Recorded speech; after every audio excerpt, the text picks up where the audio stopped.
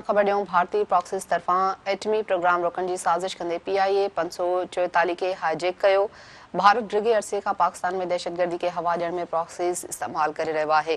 May 1998 में भारत पाकिस्तान जे एटमी programme खे रोकण लाइ दहशतगर्दनि खे इस्तेमाल कयो। 25 मई 1998 में बि भारत PIA फ्लाइट 544 खे दहशतगर्दनि ज़रिए हाईजैक करायो। फ्लाइट हाईजैक करण जो मक़सदु पाकिस्तान जे एटमी धमाकनि खे रोकणु हो। हाईजैकर्स बलूचिस्तान जे नाले ते भारत जी एजेंडा पखिड़ण जी कोशिश कई। इहा अहम ख़बर नाज़रीन सां शेयर करे रहिया आहियूं त भारतीय प्रॉक्सीज़ तरफ़ां एटमी प्रोग्राम रोकण जी साज़िश कंदे PIA 544 खे हाईजैक कयो। भारत डिघे अरसे खां पाकिस्तान में दहशतगर्दी खे हवा ॾियण में प्रॉक्सीज़ इस्तेमाल करे रहियो आहे। मई 1998 में भारत पाकिस्तान जे एटमी प्रोग्राम खे रोकण लाइ दहशतगर्दनि खे इस्तेमाल कयो। अवांखे ॿुधायां पिया 25 मई 1998 में बि भारत PIA फ्लाइट 544 खे दहशतगर्दनि ज़रिए हाईजैक करायो।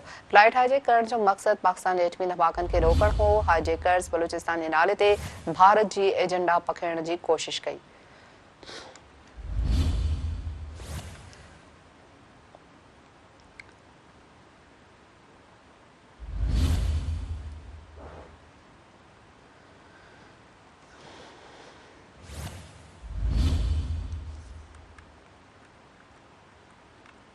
भारतीय प्रॉक्सीज़ तरफ़ां एटमी प्रोग्राम रोकण जी साज़िश कंदे PIA 544 खे हाईजैक कयो।